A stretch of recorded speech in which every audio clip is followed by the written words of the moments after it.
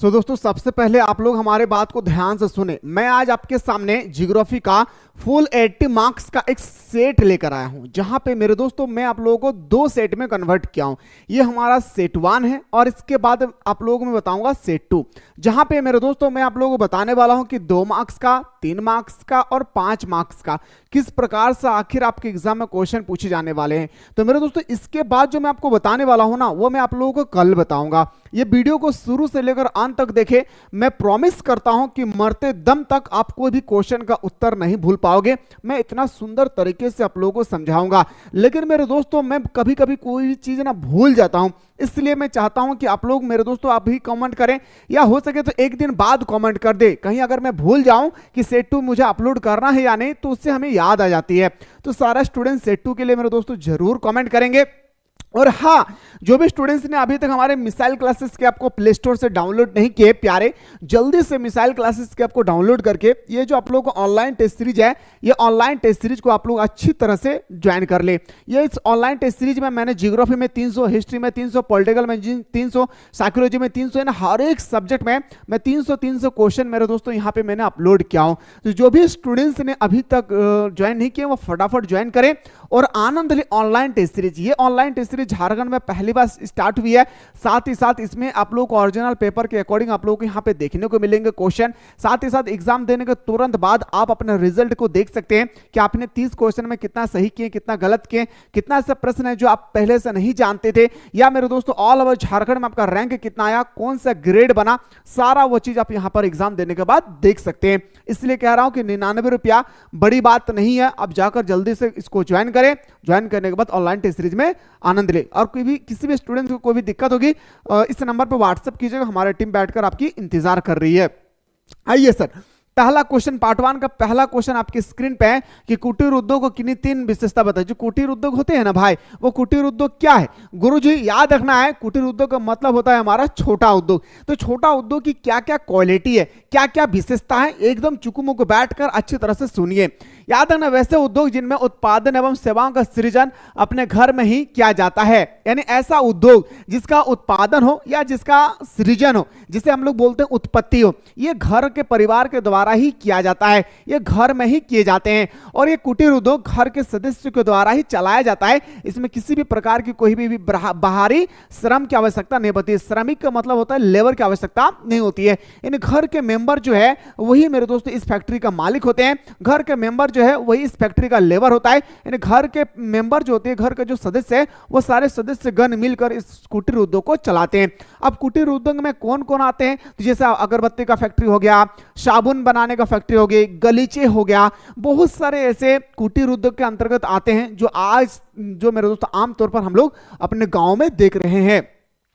अब देखिए मेरे भाई कहता है क्या कि ना किसी की कारखानों में कुटीर उद्योग कहलाता है, और मेरे दोस्तों ना किसी कारखानों में कुटीर उद्योग कहलाता है। और हम लोग किसी कारखाने को कुटीर उद्योग नहीं कह सकते हैं। कुटीर उद्योग उसे कहते हैं जो घर के परिवार के द्वारा चलाया जाता है और वो घर में ही स्थापित किया जाता है। ये था सर हमारा कुटीर उद्योग। आखिर मेरे भाई कुटीर उद्योग की क्या क्या विशेषताएं सुनिएगा, बाद में देखते हैं मेरे भाई। ये पॉइंट सब मैं पहले आप लोगों को अपने भाषा में बताता हूँ, देसी भाषा में। पहला विशेषता ये होती है सर कि कुटीर उद्योग को खोलने के लिए ज्यादा रकम, ज्यादा पैसे की आवश्यकता नहीं पड़ती है। मेरे पास जितने पैसा, उसी के पैसे से हम अपने घर में कुटीर उद्योग की स्थापना कर सकते हैं। दूसरी बात है सर, यहाँ पे बड़े बड़े मशीन की आवश्यकता मुझे नहीं पड़ती है। इसमें हमें कुटीर उद्योग में छोटे मशीन से ही हमारा काम चल जाता है। तीसरी क्वालिटी यहाँ पे यह आती है सर कि इसमें श्रम की आवश्यकता नहीं पड़ती है, जिसके कारण से हम अपने 1-2 रुपया को बचा सकते हैं। चौथा विशेषता यहाँ पर यह आती है कुटीर उद्योग के कि कुटीर उद्योग का स्थापना करने के लिए किसी भी प्रदूषण की जरूरत नहीं होती है। जैसे ना भाई वायु प्रदूषण हो रही है, आज दिन प्रतिदिन हमारे धरती जो है गर्म हो रही, क्यों? प्रदूषण की वजह से। तो इसमें किसी भी प्रकार की प्रदूषण नहीं होगी, चाहे वो ध्वनि प्रदूषण लीजिए, वायु प्रदूषण लीजिए, जल प्रदूषण लीजिए, इसमें किसी भी प्रकार की कोई भी प्रदूषण नहीं होगी। पांचवा जो हमारा क्वालिटी आती है, पांचवा क्वालिटी है कि कुटीर उद्योग की जो विशेषता है, पांचवा विशेषता जो सबसे महत्वपूर्ण है, इसमें ज्यादा जगह, ज्यादा स्थान की आवश्यकता नहीं पड़ती। ये घर के जितने हमारे बड़े घर है, इतना ही बड़ा जगह में ही हम इस उद्योग को स्थापित कर सकते हैं। ये 5 विशेषता है जो मैं देसी लैंग्वेज में बताया हूं। सच कहता हूं, अगर शुरू से लेकर अंत तक सुने तब कभी नहीं भूलोगे भाई। आइए सर लैंग्वेज में बात करते हैं। पहला पॉइंट, कुटीर उद्योग की स्थापना में न्यूनतम पूंजी निवेश हो जाता है, यानी भाई कम से कम पैसा में ही हम लोग हमारा कुटीर उद्योग की स्थापना हो जाती है। एवं कम कीमत की मशीन और उपकरणों का उपयोग किया जाता है, और इसमें कम पैसा कम दामी मशीन का भी इस्तेमाल हम लोग कर सकते हैं, ना कि बहुत लाख रुपया मशीन की आवश्यकता होती है। नहीं भाई, इसमें 10 से 12 हजार की मशीन से ही हमारा काम हो जाती है। ये हमारा पहला पॉइंट था। दूसरा पॉइंट पे आते हैं सर, वस्तुओं के निर्माण में प्रायः पूरा परिवार का सहयोग होता है। कोई भी वस्तु निर्माण कर रहे हैं, जैसे एग्जांपल मैं दे रहा हूं भाई, मोमबत्ती बना रहा हूं या अगरबत्ती बना रहा हूं या बिस्किट बना रहा हूं, तो ये हमारे घर के परिवार के द्वारा ही इस पर क्या होती है, काम किया जाता है और सामान का उत्पादन भी किए जाते हैं। और सारे जो मेंबर्स है वो सारे एक दूसरे को सहयोग करते हैं इस फैक्ट्री को स्थापना करते समय। तीसरा पॉइंट है सर, कुटीर उद्योग में प्रायः स्थानीय आवश्यकताओं की पूर्ति की जाती है। और कुटीर उद्योग की तीसरा विशेषता है कि हमारे द्वारा उत्पादन किए गए सामान को हम द्वार द्वार तक पहुंचाते हैं और हमारे इलाके के सारे लोगों की आवश्यकता जो होती है उसकी पूर्ति मैं करता हूं। यह एक तीसरी क्वालिटी है भाई, ठीक है। तथा वस्तुओं के उत्पादन में स्थानीय तकनीकी का प्रयोग किया जाता है। और इसमें जो हमारे वस्तु के उत्पादन में जो हम लोग इस्तेमाल करते हैं स्थानीय तकनीक, जैसे मेरे दोस्तों आप चले जाएंगे शहर में तो कहेंगे हम पिज्जा खाएंगे, बर्गर खाएंगे। अब शहर छोड़कर आप चले आए गांव पे तो हम बोलेंगे माड़ भात खाएंगे, आलू चोखा खाएंगे, यस या नो। तो वही चीज कह रहा है कि आप बड़े उद्योग पे जाएंगे तो सारा चीज मशीन से होती है, लेकिन अगर मैं बात करूं हमारा कुटीर उद्योग पे, तो कुटीर उद्योग में जो भी काम होती है वो स्थानीय मशीन के द्वारा ही किए जाते हैं। सच बताइएगा, ये जो पहला पॉइंट पहला क्वेश्चन है आप लोगों के लिए जो मैं लेकर आया हूं, क्या आप लोग कर लेंगे? इस तरह से जब मैं समझा रहा हूं आप लोग अच्छी तरह से समझ में आ रही है ना भाई? तो एक बार प्लीज हाथ जोड़कर विनती करता हूं कि कमेंट कीजिएगा। अच्छा लगे तब भी और खराब लग रहा है फिर भी तब भी कमेंट कीजिएगा, क्योंकि कमेंट से ना मुझे बहुत ताकत मिलती है भाई, ठीक है।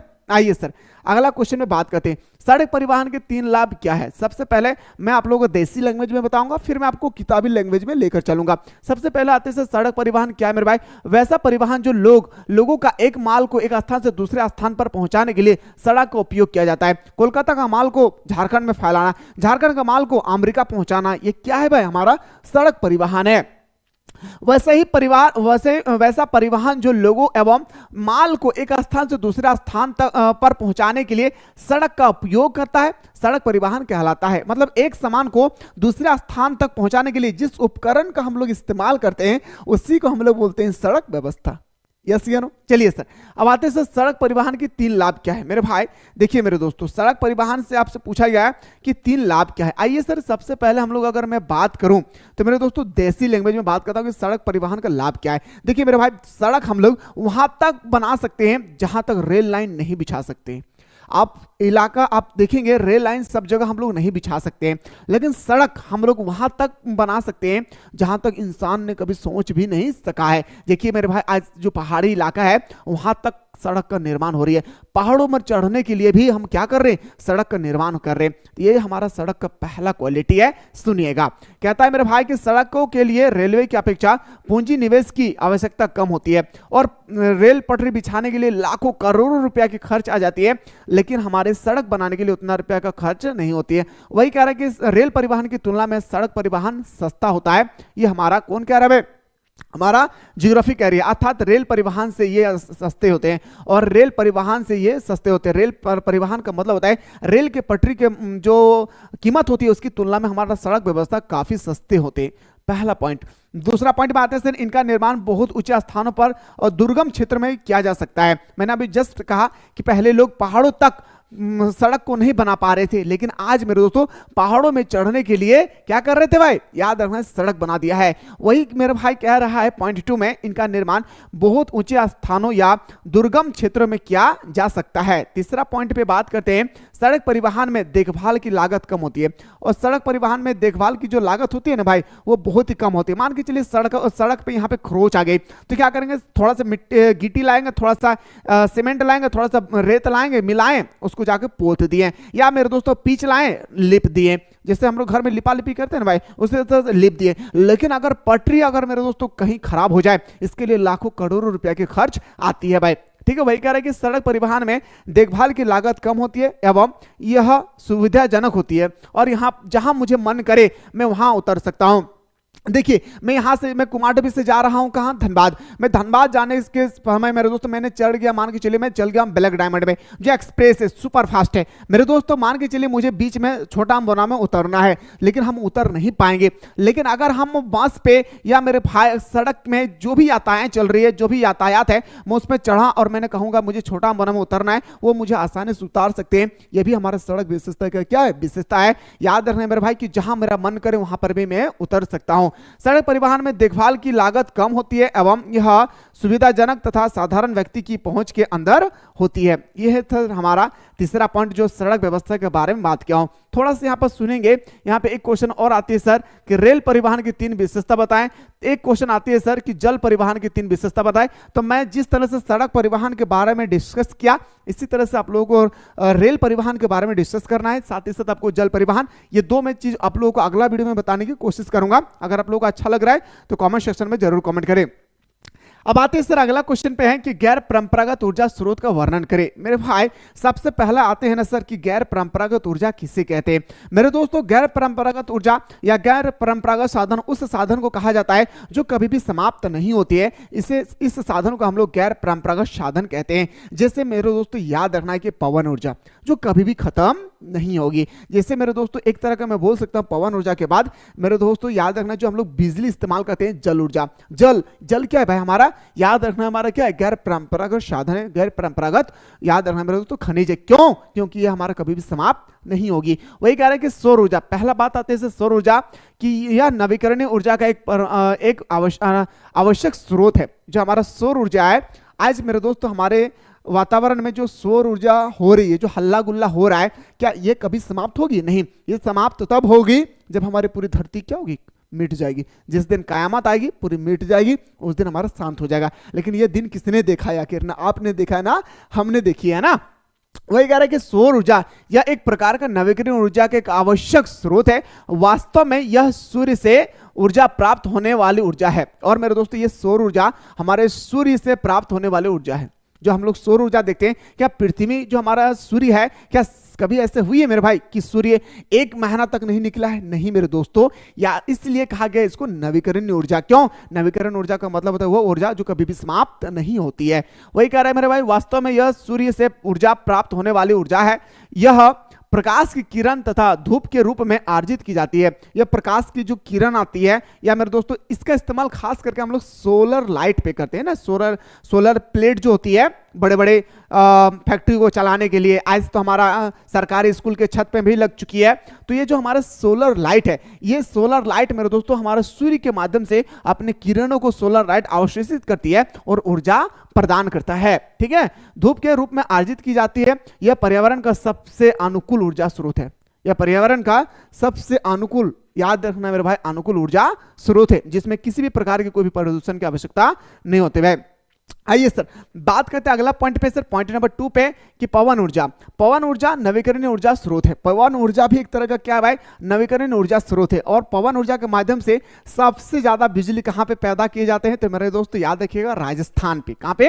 राजस्थान पे। क्यों? क्योंकि राजस्थान पूरी तरह से रेगिस्तानी इलाका है, जहां पर मेरे दोस्तों बड़े बड़े फैन का इस्तेमाल करके वो इस तरह से घूमते रहते हैं। ठीक है, वही कह रहा है कि मेरे पवन ऊर्जा नवीकरणीय ऊर्जा स्रोत है। यह स्वच्छ एवं सुरक्षित होता है। इसमें भी हमारा कोई भी प्रकार का कोई भी प्रदूषण नहीं होती है हमारे पवन ऊर्जा में। ठीक ना, वही कह रहे हैं कि पृथ्वी के जिन क्षेत्रों में अधिकांश दिनों में तीव्र गति से हवाएं चलती है, वहां पर पवन चक्रियों को लगातार पवन ऊर्जा का उत्पादन किया जाता है। जैसे हमारा राजस्थान, जैसे हमारा कौन गुरुजी? राजस्थान। तीसरा पे आते हैं सर बायोगैस। यह मानव एवं पशुओं के मल, घरेलू कार्बनिक अवशिष्ट पदार्थ, खरपतवार, जंगल के कच्चे माल, लकड़ी, उद्योग के गोन इत्यादि उत्पादन आदि से प्राप्त किया जाता है। नहीं समझ में आया सर कि हमारा बायोगैस है क्या? तो मेरे दोस्तों आज हम लोग देखेंगे जो यादव कास्ट से संबंधित है, उनको अच्छी तरह से पता होगा कि आज जो मेरे दोस्तों जो भैंस वगैरह रखते हैं ना, उनके घर में ही ना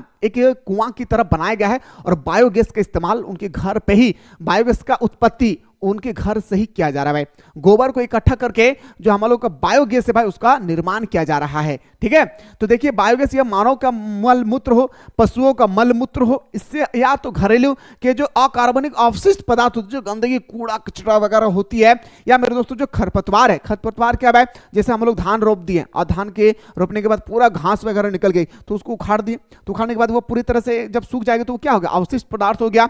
तो जंगलों के कच्चे माल और जंगलों के जो कच्चे माल होते हैं उन सबको इकट्ठा करके हम लोग बायोगैस का निर्माण कर सकते हैं। ठीक है, तो याद रखना है मेरे दोस्तों कि हम लोग इसके माध्यम से अपना बायोगैस के माध्यम से भी हम अपने ऊर्जा प्राप्त कर सकते हैं, हम बिजली का इस्तेमाल कर सकते हैं, वो बिजली का उत्पादन कर सकते हैं। याद रखना है मेरे दोस्तों 3 पॉइंट जो मैं बताया हूं बहुत ही खतरनाक पॉइंट था, एक एक करके आप लोग अपने एग्जाम के अकॉर्डिंग अच्छी तरह से देखिए और आपके एग्जाम में भी वैसा ही क्वेश्चन आएगी जैसे मैं आप लोग को अभी फिलहाल बता रहा हूं। मैं उम्मीद करता हूं मेरे दोस्तों अगर आप लोग अच्छी तरह से देख रहे होंगे तो मरते दम तक नहीं भूलोगे, ये मेरी गारंटी है भाई।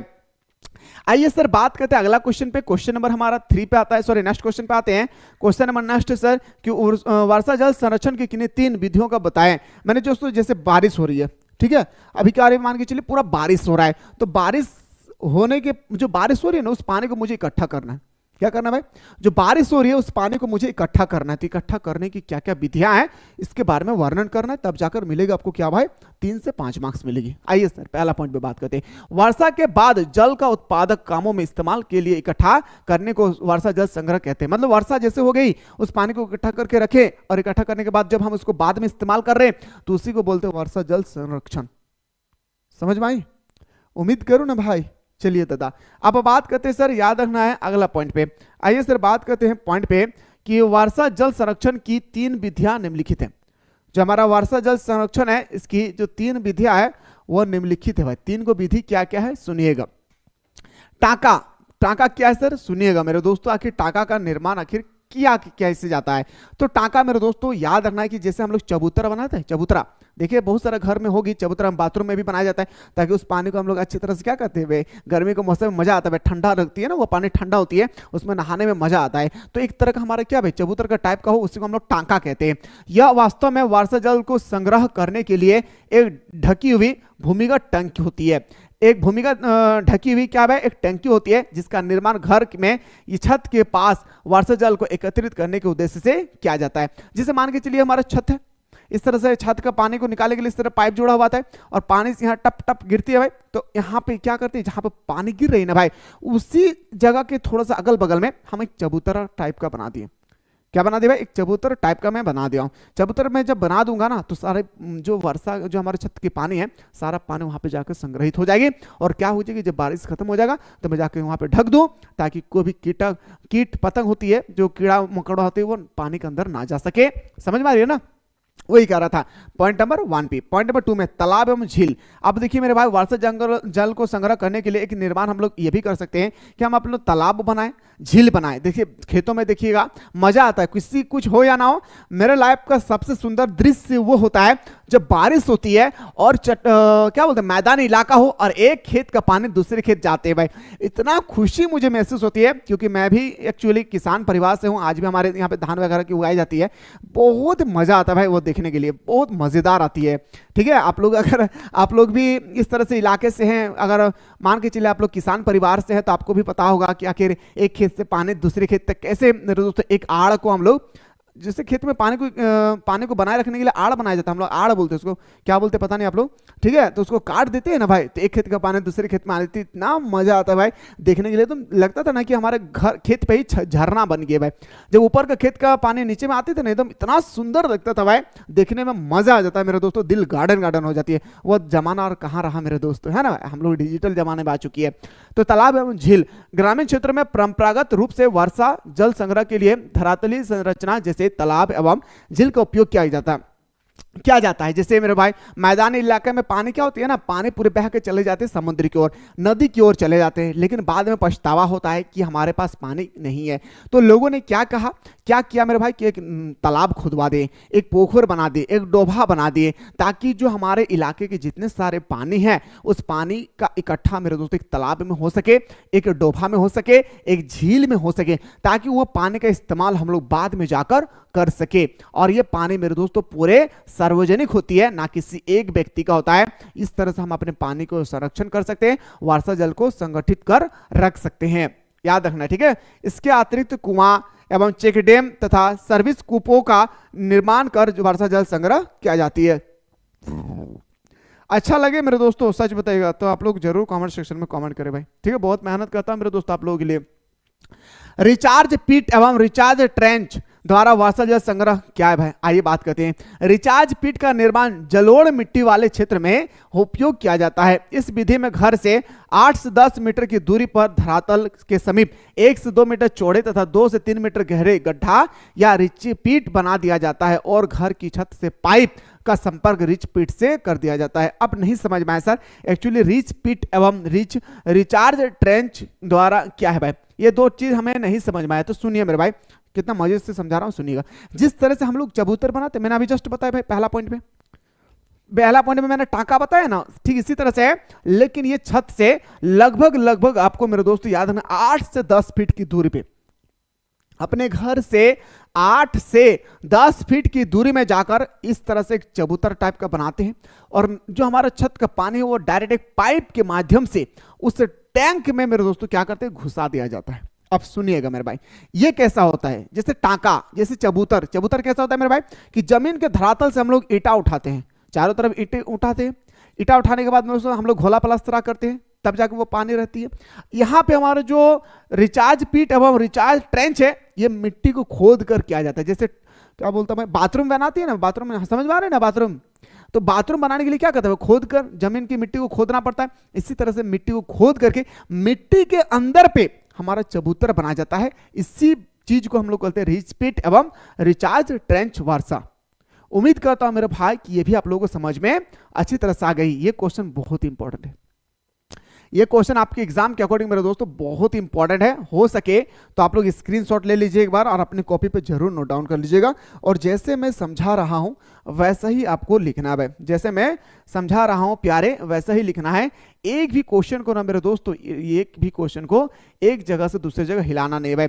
कर्तन एवं दहन कृषि किसे कहते हैं, आइए सर मरते दम तक नहीं भूलोगे मेरे भाई। एक क्वेश्चन मैं आप लोगों को शॉर्ट में बता देता हूं कि कर्तन एवं दहन कृषि किसे कहते हैं। कभी कभी ये 1 मार्क्स का आता है तो कभी कभी ये 3 मार्क्स का आता है। अगर आपके पेपर में 3 मार्क्स का आ जाए तो आप कैसे इसको लिखेंगे, सही तरीके से देखिए, एकदम मैं साधारण तरीके से बता रहा हूं, सुनिएगा भाई। कर्तन एवं दहन कृषि किसे कहते हैं। आदिकालीन मानव, जैसे मैं बोल रहा हूं वैसे उत्तर लिखना है। आदिकालीन मानव जनजाति जब अपने एक जगह को छोड़कर जब वो दूसरी जगह पहाड़ी इलाके पर जाते हैं, पहाड़ी इलाके जाने के बाद जब वहां के घास फूस पेड़ पौधे को काट करके उस भूमि को उर्वरक के रूप में बना देते हैं, साथ ही साथ जो घास फूस पेड़ पौधे को काट कर एक जगह जमा किए हैं, उसको जमा करने के बाद जब उसको माचिस से आग दिया जाता है और पूरी तरह से जब वो आग दहक जाती है और उसके बाद जो राख बचती है वो राख को वो खाद्य के रूप में इस्तेमाल करते हैं। और उसी खेत में क्या करते हैं मेरे दोस्तों, याद रखना है, उसी खेत में जाकर वो उर्वरक के रूप में इसको इस्तेमाल करते हैं, वहां पे फसल उगाते हैं। 1 साल 2 साल 3 साल उनको जब लगने लगता है कि यहां पर अब सही तरीके से कृषि नहीं हो पा रही है तो वो अपने स्थान को बदलकर कोई तीसरे स्थान पर चले जाते हैं। तो इसी को हम लोग बोलते हैं कर्तन एवं दहन कृषि। आइए सर, आदिकालीन जीविका निर्वाह कृषि को ही कर्तन दहन कृषि खेती कहते हैं। जो हम लोग का निर्वाह कृषि हो उसी को हम लोग बोलते हैं भाई कर्तन एवं दहन कृषि। जो आदिकालीन होते हैं भाई, आदिकालीन मतलब प्राचीन काल के लोग ये सब काम क्या करते थे, प्राचीन काल के लोग ये सब काम क्या करते थे मेरे दोस्तों, याद है। जो हम लोग बात करें कर्तन एवं दहन कृषि, वही कह रहे हैं कि आदिकालीन जीविका निर्वाह कृषि को ही कर्तन दहन खेती के नाम से हम लोग जानते हैं। इस कृषि में सबसे पहले जमीन के झाड़ियों एवं पेड़ों को काटा जाता है। जैसे मैं अभी झारखंड के मान के चलिए धनबाद जिला का हूँ, ऐसे जगह में पहुंच जाऊंगा जहां मुझे चाष करना है, तो उस जगह पे मान के चलिए बहुत झाड़ी, बहुत ही पेड़ पौधे, उसको काटना पड़ता है। झाड़ी का काटा जाता है, फिर उसे जला दिया जाता है। अब जैसे मैंने झाड़ी वगैरह काटा, इस जगह पे इकट्ठा करूंगा, माचिस लगाऊंगा। हाँ, बीड़ी पीने के नहीं ले पागल कहीं के, बीड़ी पीने के लिए नहीं, आग लगाने के लिए भाई, आग जलाने के लिए। आग जैसी जलाएं पूरी तरह से, जब पूरी तरह से वो प्रॉपर तरीके से जल गए, जलने के बाद उसमें जो राख बची, जलने से राख बनती है, उससे मिट्टी में मिला दिया जाता है, उसके बाद फसल उगाई जाती है। इसको हम लोग बोलते हैं कर्तन एवं दहन कृषि। आज के बाद मुझे पूरा उम्मीद है मेरे दोस्तों आप मरते दम तक नहीं भूलोगे कि कर्तन एवं दहन कृषि कैसी है। बाकी आप लोग जरूर बताएं मेरे भाई कि आप लोगों को जो मैं समझा रहा हूं सच बताइएगा कैसा आप लोगों को लग रहा है। लग रहा है मेरे भाई कि मैं सही तरीके से आप लोगों को जो समझा रहा हूँ आपके माइंड में पूरी तरह से धंस जा रही है, मतलब पूरे माइंड में आप लोगों को पूरी तरह से सेटअप हो जा रही है और अच्छा लग रहा है ना मेरे दोस्तों। हमारा मकसद है मेरे दोस्तों कि आप लोगों को सही राह दिखाना, सही तरीके से बताना, ताकि आप भी आने वाले जनरेशन को बताएं कि अगर आपको अच्छी तरह से कम पैसा में पढ़ाई करना है तो आप मिसाइल क्लासेस के आपको प्ले स्टोर से जरूर डाउनलोड कर लें, क्योंकि यहाँ पे 399 रुपए में पूरे साल भर की तैयारी कराई जाती है भाई, वो भी 2 टाइम पे क्लास, एक टाइम सुबह को एक टाइम शाम को। जो कर रहे हैं उनको अच्छी तरह से पता होगा, ठीक है भाई। अब जो भी स्टूडेंट्स ने अभी तक मिसाइल क्लासेस के आपको डाउनलोड नहीं किए हैं, जल्दी से डाउनलोड करके ये ऑनलाइन टेस्ट सीरीज को ज्वाइन कर लेंगे मेरे दोस्तों। यहाँ पे मैंने इस ऑनलाइन टेस्ट सीरीज के माध्यम से आप लोगों को 1500 क्वेश्चन, हिस्ट्री में आप लोगों का 300, पॉलिटिकल में 300, ज्योग्राफी में 300, इंग्लिश में 300, हिंदी में 300, हर एक सब्जेक्ट में 300 क्वेश्चन मैंने आप लोगों को प्रोवाइड किया हूं। तो जो भी स्टूडेंट्स मेरे दोस्तों ज्वाइन किए हैं वह हर दिन टेस्ट लगाएं। जो ज्वाइन नहीं कर पाए हैं मेरे दोस्तों, प्ले स्टोर से जल्दी से मिसाइल क्लासेस के आपको डाउनलोड करके मेरे शेर और शेरनियों इस कोर्स को ज्वाइन करें। 99 रुपया बड़ी चीज नहीं है, यही याद दिलाएगी मेरे दोस्तों। जब आप एग्जाम हॉल में बैठेंगे आपको एहसास होगा कितना सुंदर काम किए मैं 99 रुपया देकर आज पूरे अच्छी तरह से तैयारी करके आज हम एग्जाम दे पा रहे हैं। इसलिए मैं चाह रहा हूं कि जो भी स्टूडेंट्स ने ज्वाइन नहीं किया वो जल्दी से ज्वाइन करें, बाकी जो ज्वाइन कर चुके हैं वो हर दिन टेस्ट लगाएं, ठीक है। चलिए सर, अब अगला क्वेश्चन पे हम लोग बात करते हैं सर। क्वेश्चन नंबर नेक्स्ट पे आते हैं सर। अगला क्वेश्चन जो हमारे पास है वो याद रखना है, परिवहन से आप क्या समझते हैं। सुनिए भाई, वस्तुओं तथा यात्रियों को एक स्थान से दूसरे स्थान तक ले जाने की प्रक्रिया को परिवहन कहते हैं। 1 मार्क्स आया तो आपको यहां तक ही लिखना है। अगर 1 मार्क्स का क्वेश्चन आया तो आपको यहां तक ही लिखना है भाई, ठीक ना। लेकिन अगर आपकी पेपर में ये क्वेश्चन 3 मार्क्स का आ जाए तो आप कैसे लिखिएगा, सुनिएगा। वस्तुओं तथा यात्रियों को, वस्तु ये सामान है, यहाँ पे ये मान के चलिए हमारा राजस्थान है, ये हमारा मुंबई है, तो राजस्थान से मुंबई तक, या तो कोई व्यक्ति है राम को राजस्थान से मुंबई आना है, तो वस्तुओं तथा यात्रियों को एक स्थान से दूसरे स्थान तक ले जाने की प्रक्रिया को परिवहन कहते हैं, ठीक। एक स्थान से दूसरे स्थान को कोई वस्तु हो या कोई यात्री हो, जब उनको एक स्थान से दूसरे स्थान तक पहुंचाया जाता है तो इसे हम लोग परिवहन कहते हैं। परिवहन के लिए मनुष्य, पशुओं तथा विभिन्न प्रकार के वाहनों का उपयोग किया जाता है। और परिवहन के लिए सिर्फ बैलगाड़ी का ही इस्तेमाल नहीं, सिर्फ ट्रेन गाड़ी का ही इस्तेमाल नहीं, रेलगाड़ी का इस्तेमाल नहीं, सिर्फ जहाज का इस्तेमाल नहीं। याद रखना है मेरे दोस्तों, परिवहन के लिए मनुष्य, पशुओं तथा विभिन्न प्रकार के वाहनों का प्रयोग किया जाता है। आधुनिक युग में परिवहन किसी राष्ट्र के आर्थिक विकास को सुदृढ़ आधार प्रदान करता है। सुदृढ़ का मतलब बहुत ही सुंदर, बहुत ही सुंदर। पढ़ाते पढ़ाते मेरे दोस्तों गला सूख जाता है भाई, है ना, इसलिए कहता हूं कि सपोर्ट कीजिएगा मेरे दोस्तों।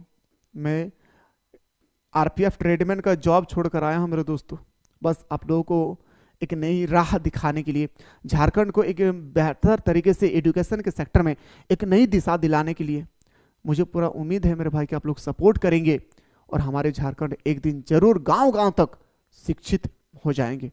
आप चाहते हैं ना मेरे भाई कि मैं जो काम कर रहा हूँ वो सही है, आपको लग रहा है ना, तो बिल्कुल आप लोग लिखिए कि सर हाँ मैं सपोर्ट कर रहा हूँ, आप आगे बढ़िए सर, आपके पीछे मैं खड़ा हूँ। बिल्कुल आप लोगों को अगर मेरे बात अच्छा लगे तो मेरे दोस्तों आप लोग सपोर्ट जरूर कीजिएगा। मैं झारखंड को एक ऐसे स्थान तक पहुंचाना चाह रहा हूं जहां पे लोग कहेंगे कि पैसा की वजह से नहीं, अब दिल पे इरादा होना चाहिए कि मुझे पढ़ना है, पैसा की वजह से नहीं मेरे दोस्तों। अब पैसा की वजह से कोई हट नहीं सकता है, इतना सुंदर तरीके से मैं पढ़ाऊंगा इतना कम पैसा में, ठीक है। वही कह रहा है कि जो हमारे बात कर रहे थे भाई कि आधुनिक युग में परिवहन किसी राष्ट्र के आर्थिक विकास के सुदृढ़ आधार प्रदान करते हैं। यानी मेरे दोस्तों अगर कोई भी आधुनिक जमाने में, पहले जमाने के लोग जो है अपने राज्य को बेहतर बनाने के लिए ना सबसे बेहतर चीज का इस्तेमाल करते थे वो हमारा परिवहन। लोग कहते थे कि जिस देश में परिवहन अच्छा है वही देश विकास की ओर है। समझ पाए? तो मेरे दोस्त ये हमारा जो था क्वेश्चन मोस्ट इंपॉर्टेंट जो मेरे अकॉर्डिंग जो बनी थी, मैं शानदार तरीके से आप लोगों को बताया हूं। अगर आप लोग चाहते कि सर हाँ सेट 1 के बाद सेट 2 भी होना चाहिए तो एक बार आप लोग जल्दी से कमेंट करेंगे, मैं आप लोगों को सेट 2 भी जल्दी से प्रोवाइड करने की कोशिश करूंगा। जहां तक हो सके मैं आप लोगों को भरपूर मात्रा में मेरे दोस्तों याद रखना आप लोगों को मदद करने की कोशिश करूंगा। मिलता हूं इसी तरह से पार्ट नंबर 2 पे।